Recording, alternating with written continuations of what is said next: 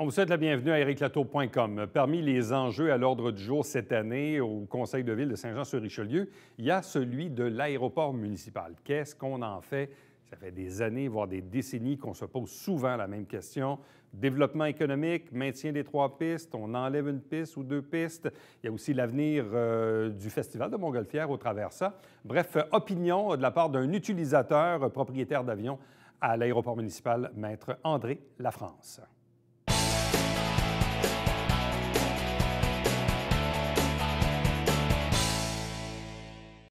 Vous savez, parmi les sujets sensibles qu'on va aborder au cours de la prochaine année, ici même à Saint-Jean-sur-Richelieu, oui, c'est vrai, il y a l'avenir des terrains de golf, mais il y a aussi l'avenir de l'aéroport municipal de Saint-Jean-sur-Richelieu qui va revenir à l'agenda prochainement.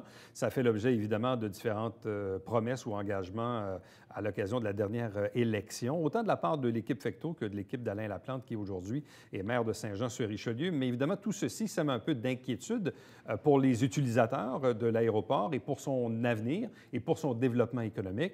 Et c'est important aussi d'avoir un peu les deux côtés de la médaille. Très souvent, oui, on invite à cette émission des gens, principalement les citoyens qui habitent près, qui ont une opinion, évidemment, sur le dérangement causé par le bruit, mais il faut aussi entendre l'autre côté de la médaille par des pilotes et des utilisateurs, et c'est le cas d'André Lafrance. Bonsoir et bienvenue. Bonsoir. Bon, vous êtes vous-même pilote? Je fais mes cours de pilotage. Je suis propriétaire d'un avion. Mon fils a complété son cours de pilotage ici même à Saint-Jean-sur-Richelieu. Qu'est-ce qui fait que vous vous intéressez à l'aviation? C'est une passion que j'ai eue depuis toujours. Je me suis toujours intéressé à l'aviation, mais là, je l'ai comme poussé à son maximum. Alors, je participe aux grands débats nationaux. On parle au Québec sur l'aviation. Je suis souvent dans le nord du Québec, Baie-James, Baie-du-Thon, la région des Inuits aussi. Donc, c'est quelque chose qui est passionnant, puis c'est une nécessité au Québec de développer davantage cette industrie-là. Bon. À quel moment vous êtes-vous senti interpellé par l'avenir de l'aéroport de Saint-Jean-sur-Richelieu, qui fait l'objet périodiquement, je dirais, là, moi qui suis ça depuis 30 ans, là, à chaque 5 ans, il y a toujours un débat qui revient, puis après ça, on met le couvercle sur la marmite, puis on n'entend plus parler. Vous, dans votre cas, à quel moment vous vous êtes senti interpellé par Saint-Jean? Bien, je me suis interpellé à partir du moment où j'ai placé moi-même mon avion sur le site de l'aéroport de Saint-Jean-sur-Richelieu, le moment où mon fils a commencé à faire de la formation ici, et le moment où j'ai appris que, justement, l'avenir de l'aéroport était en péril parce que, bon, l'administration Fecteau ne faisait pas ce qu'il y avait à faire pour le maintien de l'aéroport. De là, mon intérêt pour l'aéroport de Saint-Jean-sur-Richelieu, que je considère être comme conseiller municipal, parce qu'il faut se le dire, je suis aussi conseiller municipal dans le même giron, là, à Saint-Bernard-de-la-Colle. Je considère qu'un aéroport, ça fait partie du développement économique d'une région. Et non seulement d'une région, ça fait partie d'un réseau québécois de transport régional et même de possibilités de transport international. Donc, pour vous, il y a un potentiel réel, mais qui est inexploité. C'est certain que Saint-Jean possède un potentiel réel, même pas réel, mais effectif, compte tenu du fait que c'est un aéroport qui est comparable à celle de Baie-Bishop, donc c'est la même configuration. Les améliorations à être faites à court terme ne sont pas si importantes que ça pour pouvoir commencer à offrir des vols régionaux et puis encore de pouvoir donner une formation universitaire ici même, à Saint-Jean. À des fins de comparaison, quand vous faites référence à Baie-Bishop, évidemment, moi, j'ai déjà fréquenté cet aéroport. C'est l'aéroport qui est sur une île presque en face de la tour du CN à Toronto. Donc, principalement, les vols de Porter arrivent, le transport d'affaires, donc sur ce petit aéroport là, où on doit prendre un traversier pour regagner la terre ferme. Bon. Vous avez dit tantôt, vous étiez inquiet, oui, d'une part, aussi insatisfait par l'approche ou la vision développée par l'ancien maire Michel Fecteau à l'égard de l'aéroport. On sait que durant son mandat, il y a eu une consultation tenue, bon, formation d'un comité et tout ça. Et ultimement, bon, on s'attendait à avoir un rapport au printemps. Finalement, ça a tardé un peu. Il y a eu les élections l'automne dernier. Et on a pelleté un peu ce problème-là dans la cour du prochain conseil de ville. Oups, il y a eu un changement de garde. Alain Laplante est aujourd'hui maire de Saint-Jean-sur-Richelieu. Il dirige par contre un conseil âprement divisé avec 6 membres de l'équipe Fecteau, 3 indépendants, 3 membres de sa propre équipe. Vous avez eu l'occasion de rencontrer le maire Laplante tout récemment et de ce que j'ai pu comprendre, vous n'êtes pas plus rassuré aujourd'hui. Ah non, il faut se le dire, il n'y a rien de rassurant dans ce que le maire m'a dit lors de la rencontre. Par contre, je sens peut-être une certaine ouverture, mais c'est l'approche qu'il veut prendre qui n'est peut-être pas la meilleure approche parce qu'il me parle et dit réduisez le bruit, puis après, on verra. Mais c'est parce qu'il faudrait qu'en premier lieu, il y ait du bruit pour qu'on le réduise. On n'est pas à ce stade-là. Il y a une étude qui a été faite par la Ville de Saint-Jean sur le bruit. Ce serait peut-être une bonne idée que le maire Laplante la dépose lors du prochain conseil pour nous dire effectivement quels sont les résultats de cette étude-là sur le bruit. Je peux comprendre qu'il y a des citoyens qui se sentent un peu poussés par ça, mais ils ont peur d'avoir peur parce qu'au moment où on se parle, il n'y a pas de bruit effectif à l'aéroport de Saint-Jean. On est en diminution de mouvement, comme je vous l'avais expliqué lors de la dernière entrevue. Donc, cela étant dit, pour commencer à parler de bruit, il faut commencer à ce qu'il y en ait. Donc, moi, ce que je lui ai dit, la première étape à faire, c'est de réouvrir les 3 pistes.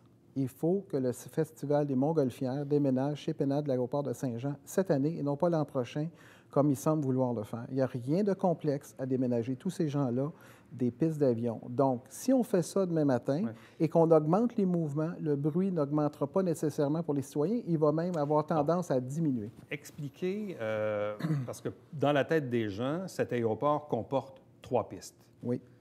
Mais dans la vraie vie, même durant l'hiver, les 3 pistes sont rarement toutes ouvertes en même temps. Oui, en fait, la configuration de l'aéroport durant l'hiver, ce n'est que 2 pistes. C'est la 0220, qui est une piste qui est dans les vents qui ne sont pas dominants, mais plutôt des vents qu'on appelle crosswind. Et vous avez la 1129, qui est une piste à vent dominant. Et la meilleure piste qui ressemble à ceux des autres aéroports comme Saint-Hubert ou Mirabel ou encore CYUL, Montréal, ça, c'est une 0624. On a cette piste-là ici. Et le problème effectif, c'est que 2 de ces pistes-là, en fait, la 0220 et la 0624, sont fermées pendant la période estivale. Ce qui fait que le gros du trafic va circuler sur la 1129. Donc, il peut y avoir des décollages en vent arrière, en 11, donc vers les quartiers résidentiels. Bon. Avant de parler du festival, si on revient à l'hiver, pourquoi l'hiver, un aéroport comme le nôtre ne maximise pas les 3 pistes en question? Bien, en fait, c'est une question probablement de budget. Probablement le budget de déneigement. Ils n'ont peut-être même jamais analysé le coût effectif du déneigement de la piste, de la 3e piste. J'ai d'ailleurs demandé au maire Laplante de faire un geste concret, d'ouvrir la piste 0624 à partir de maintenant. Oui, mais il dit, ça ne va rien changer, il n'y a pas de bruit l'hiver. Donc, il y a une reconnaissance, il y a une admission de sa part que l'hiver, il n'y a pas de bruit à l'aéroport de Saint-Jean. Donc, je lui ai dit, ouvrez-la maintenant pour démontrer une ouverture et ça va peut-être briser l'espèce de cercle vicieux entre NAV Canada et la Ville de Saint-Jean où on va peut-être finir par s'entendre à prendre des mesures efficaces pour utiliser les 3 pistes. Bon, si on revient à la période estivale, parce que, bon, si effectivement l'hiver, on ferme une des 3 pistes, probablement par souci d'économie, mais il y a aussi, durant l'été, l'installation ou la préparation du Festival de Montgolfière fait en sorte qu'il y a une certaine période de l'été où il y a une, voire même 2 pistes de fermées. Oui, exactement. En fait, la 0220 et la 0624 sont fermées. Et la 0624, en juxtaposée avec la 2911, qui sont 2 pistes de vent dominants, vont équilibrer les mouvements de façon égalitaire d'un côté comme de l'autre, donc vont diminuer de 50 à 60 dans certains cas, les bruits qui sont occasionnés dans des vents arrière, parce que les bruits sont surtout dans nos vents arrière vers les quartiers résidentiels, parce qu'il faut se rappeler que les axes 24 et les axes 29 décollent au-dessus des champs.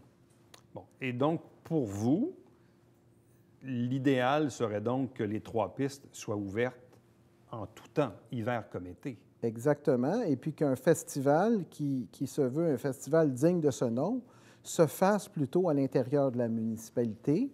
Que les envolées de ballons se fassent dans un aérodrome, c'est tout à fait normal. Mais qu'on prenne une piste pour vendre des hot dogs puis mettre une grande roue, c'est un peu stupide. Moi, je pense qu'une ville qui a réfléchi à ça pendant des années mérite un peu des coups de pied au derrière. Bon, en même temps, vous le savez, évidemment, le festival a vécu certaines difficultés ces dernières années. Bon, météo pas très favorable en même temps, moins de commandites, ce qui est le propre même de l'ensemble des festivals au Québec. Il y a aussi un changement d'administration. Il y a un nouveau président des Montgolfières en la personne de Jean Fontaine. Il y a aussi une réflexion qui s'amorce à l'égard du festival. En même temps, de ce que je comprends, puis vous me corrigerez sinon, mais de cette rencontre que vous avez eue avec le maire Laplante, le maire semblait vous dire qu'il avait aussi l'intention de déménager le Festival de Montgolfière. Donc, si ce n'est pas cette année, ça va se faire l'an prochain. Oui, oui. Le maire a été clair là-dessus. Il y avait une intention ferme de... Il comprend qu'il y a une problématique à l'aéroport. Il comprend que le festival ne se retrouve pas nécessairement au bon endroit, que des pistes d'avion, ce n'est pas un endroit pour faire un festival de montgolfière. En fait, surtout pas pour vendre des hot dogs, peut-être pour, comme je vous dis, faire décoller des ballons. Mais le maire a compris cette réalité-là et il prenait un peu un engagement en disant que d'ici 2019, il y aurait des changements majeurs dans le festival. Qu'est-ce qui sera l'avenir? En fait, ça nous regarde plus ou moins à l'aéroport. Ce qui nous regarde, c'est de libérer le terrain. Mais ça ferait votre affaire? Ah bien, c'est bien évident. Ça ne va pas juste faire notre affaire, mais ça va faire l'affaire du groupuscule d'opposants, parce qu'il faut bien se le dire, c'est un groupuscule. La majorité des citoyens de Saint-Jean n'ont rien à redire contre l'aéroport de Saint-Jean. On parle de tout au plus 80 personnes. Je comprends que, oui, effectivement, ça peut les déranger, mais ça dérange au même titre les gens qui habitent le long de l'autoroute. Bon. C'est sûr que votre souhait serait que le festival quitte cette année l'aéroport, mais s'il quitte l'an prochain, ça serait favorable à vous. Donc, bien oui. Est-ce que vous vous êtes senti, est-ce que vous avez communiqué au maire un peu votre... Oui, oui, je lui ai dit que ça, c'était très rassurant, mais je l'ai invité aussi par ailleurs à reconsidérer le choix de réouvrir la 0624 le plus rapidement possible pour cet hiver, pour démontrer une ouverture. Moi, ce que j'aime pour un conseil municipal, c'est de démontrer, faire des gestes d'ouverture. Mais sentez-vous de la part du maire une volonté de maintenir l'activité à l'aéroport municipal ou si plutôt vous sentez de la part du maire Laplante certaines objections à continuer l'activité sur cet Bien, je le aéroport? sens très certainement ambivalent. Il n'est pas question d'école d'aviation. Et ça m'amène à vous dire qu'il y a une université importante au Québec qui avait voulu développer un programme universitaire en sciences de l'aviation. Création de 40 emplois, 36 aéronefs sur le site, 165 étudiants dans des cours de baccalauréat. On a dit non à ça ici à Saint-Jean. Et ça remonte à combien de temps? Ça remonte à l'an passé. On devait commencer les activités cette année. Les constructions d'hangars auraient dû se faire cette année. Alors, on est là, on est à ce point-là. Donc, vous dites que la ville de Saint-Jean-sur-Richelieu, il y a quoi, peut-être 6-8 mois, a dit non à un projet qui aurait pu créer 40 emplois et faire de Saint-Jean une école donc universitaire pour des pilotes de ligne. Est-ce que la Ville a dit non par son conseil municipal? Probablement pas. Sinon, on l'aurait su parce que ce n'est pas monté publiquement. Oui, effectivement, ce n'est pas monté publiquement. Donc, partant de là, qu'est-ce qui s'est passé? On ne le sait pas vraiment. Chose certaine, on est très au courant qu'un projet de carrière est tombé à l'eau. Donc, maintenant, on a un projet d'une université majeure au Québec. C'est quand même assez extraordinaire qu'une ville puisse avoir autant d'habilité à retourner les investisseurs chez eux et choisir d'autres endroits. C'est d'ailleurs ce qu'Air Québec a fait avec Air Inuit et Propère et le cégep de Val-d'Or. Mais finalement, il n'y a pas tant de différence que ça entre l'idéologie qui était défendue par le maire Fecteau ou le maire Laplante aujourd'hui, parce que même à l'intérieur de l'équipe Fecteau, il y a le conseiller du quartier, François Rouget, qui lui-même s'est ouvertement dit, écoutez, moi, je suis contre les écoles de pilotage. Et on revient souvent aussi avec les fameux hélicoptères. D'ailleurs, on en a reparlé au conseil de ville lundi dernier. Encore une fois, vous semble-t-il, les hélicoptères se sont remis de la partie. Mais dans le fond, c'est pas ça un peu le nœud du problème? C'est-à-dire qu'on confond peut-être certains types d'activités qui sont en effet dérangeantes pour les citoyens qui habitent quand même à proximité de l'aéroport? Bien, en fait, c'est certain qu'il y a des activités qui vont être dérangeantes, comme une autoroute peut déranger les gens, je le conçois. Mais quand on achète une propriété à côté d'un aéroport et qu'on signe en plus de ça des servitudes de dégagement aérien ou des servitudes d'aéroport, il faut s'attendre à ce qu'il y ait des déplacements. Et doit-on se le dire, depuis 1999, les déplacements à l'aéroport de Saint-Jean sont en constante diminution. Donc, on se retrouve avec un aéroport qui a presque plus de mouvement. Alors, de venir dire que ça occasionne du bruit, peut-être que le maire de Saint-Jean aurait intérêt à déposer, premièrement, l'étude de bruit qui était faite probablement dans les 6 chiffres, aux frais des contribuables. Il devrait la déposer au moins pour qu'on sache où on s'en va. Il devrait nous dire quels sont l'état de ses négociations avec NAV Canada pour ce qui est, entre guillemets, la discussion sur l'harmonisation des envolées puis la diminution du bruit. Et là, il pourrait nous dire aussi fermement quels sont les engagements de la Ville pour l'aéroport de Saint-Jean. Moi, je pense qu'on ne peut plus tergiverser. Les investisseurs sont au rendez-vous et on leur dit non toujours. On a cet art à Saint-Jean de repousser les gens. Il faut les amener vers nous maintenant. Bon. Revenons sur le cas des hélicoptères, parce que lundi, au conseil de ville, encore une fois, M. Boucher, évidemment, qui est de l'Association des riverains de l'aéroport, qui a dit, écoutez, ça a recommencé, là, les hélicoptères, les touch and go, les posés décollés reviennent. Est-ce effectivement, est-ce que c'est un type d'activité où on pourrait faire en sorte que les citoyens ne soient pas exposés à ce genre de poser des colliers de la part des hélicoptères? Très certainement. Très certainement, les activités d'hélicoptères pourraient être repositionnées sur l'aéroport de Saint-Jean, mais encore faut-il que l'administration municipale s'assoie avec les gens responsables de l'aéroport, en fait, NAV Canada qui gère le ciel, et la Ville ensemble pour s'entendre sur des mesures de bruit, puis des façons, des modes opérationnels qui pourraient, à un temps soit peu, atténuer la souffrance de ces quelques citoyens. Bon. En même temps, une école de pilotage, veut pas, amène une croissance des posés-décollés.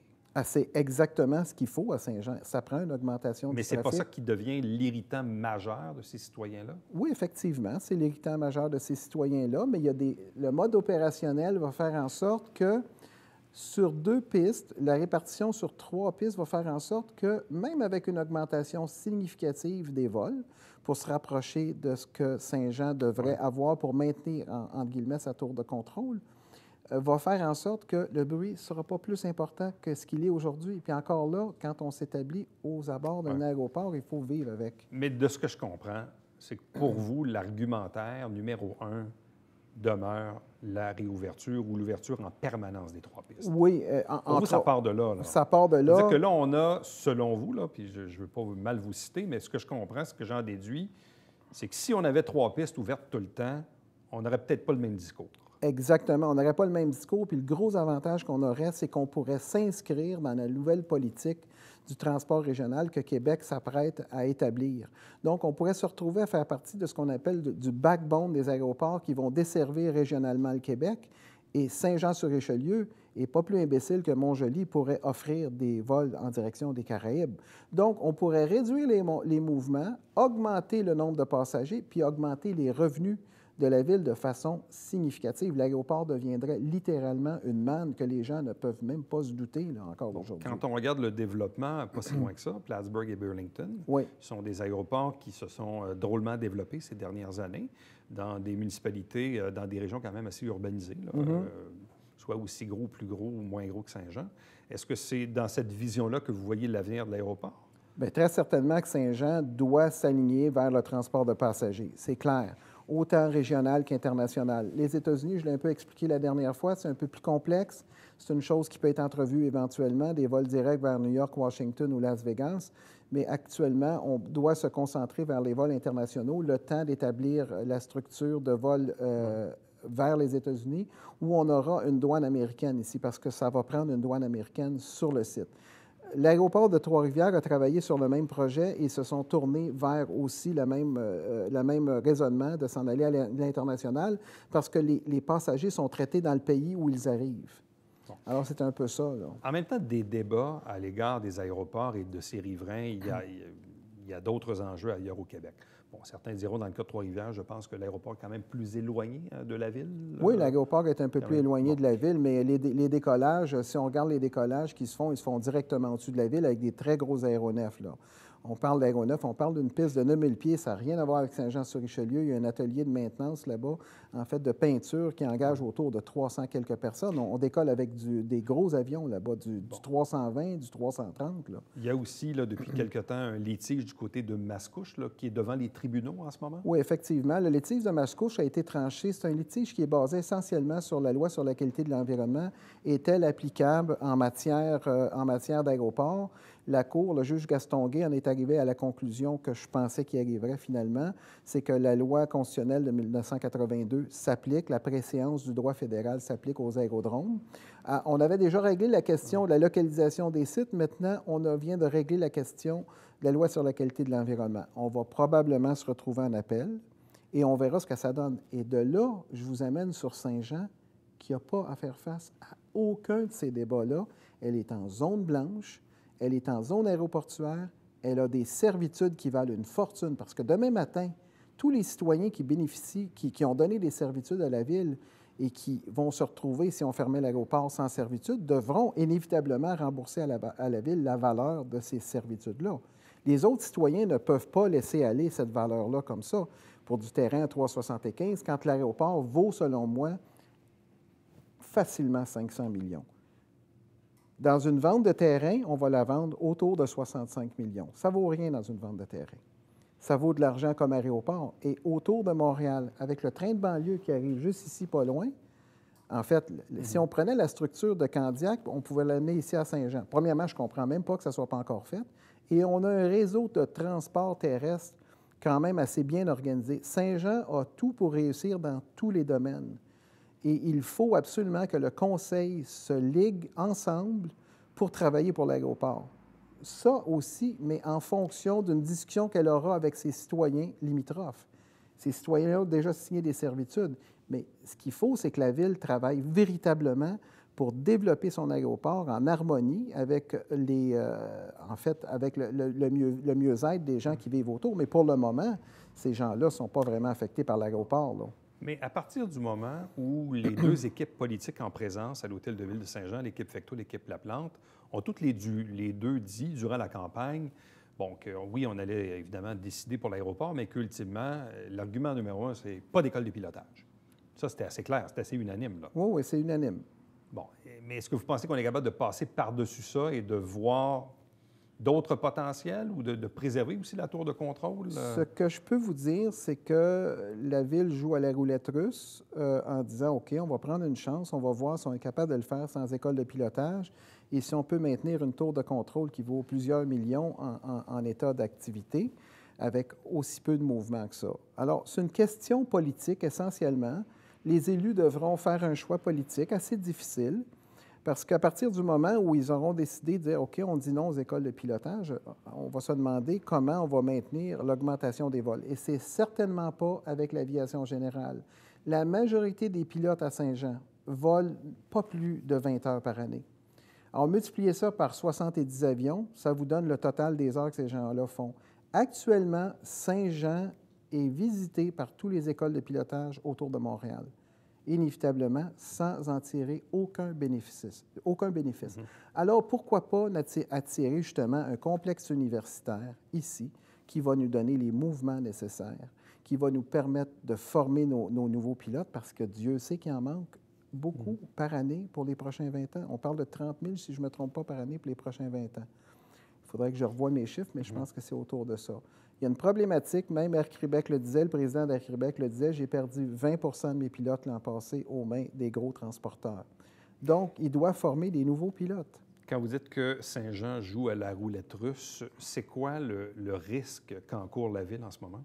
La fermeture de la tour de contrôle. Quand la journée où NAV Canada, qui est une grande organisation, va se dire, bon, il se passe quoi à Saint-Jean? On a-tu vraiment besoin d'être là? Peut-être pas, 36 000 mouvements. Là, ils sont là parce qu'il y a une question de complexité, mais plus on va fermer deux pistes, plus la complexité va disparaître. Puis on va se retrouver avec un problème qui est encore plus important, c'est celui des carrières.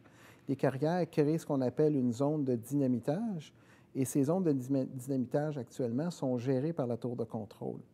Donc, on pourrait se retrouver avec une espèce de forme d'exclusion de la zone de dynamitage pour des décollages vers la piste 29 ou 26. Donc, si on fait ça, on se retrouve à se dire, bien, la tour de contrôle s'en va, il reste juste une piste.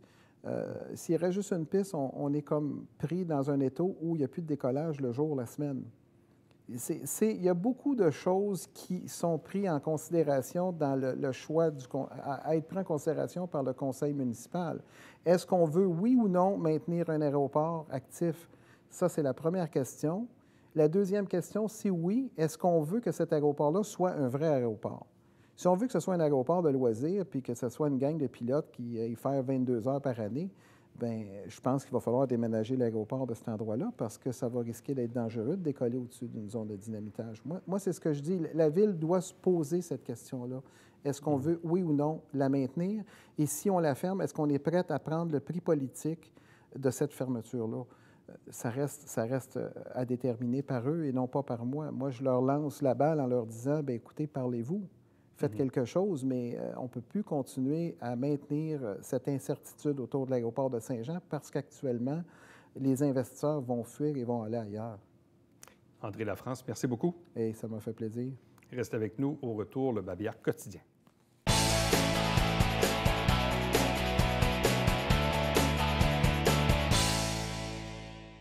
Mesdames et messieurs, bonjour et bienvenue à la Justice entre nous. Mon nom est Serge.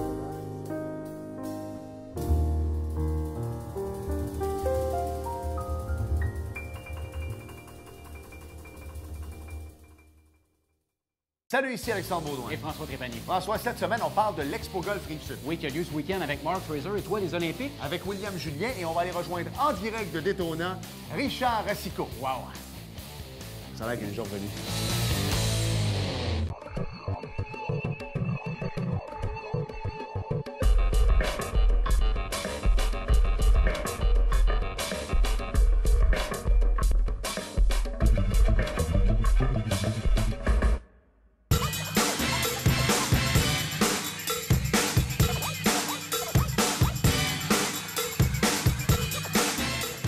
Dimanche, 9h30, Télé Bingo, on vous attend.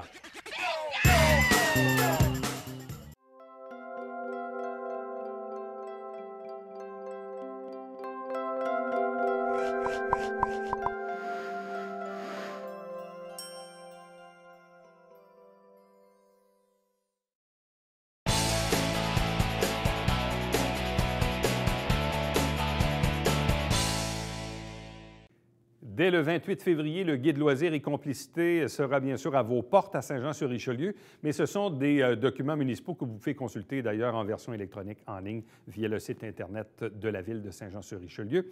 Ne manquez pas, évidemment, dimanche matin, 9h30 en direct, c'est le Télébingo avec bien sûr toujours 4 000 $ en prix. À demain. Bye bye.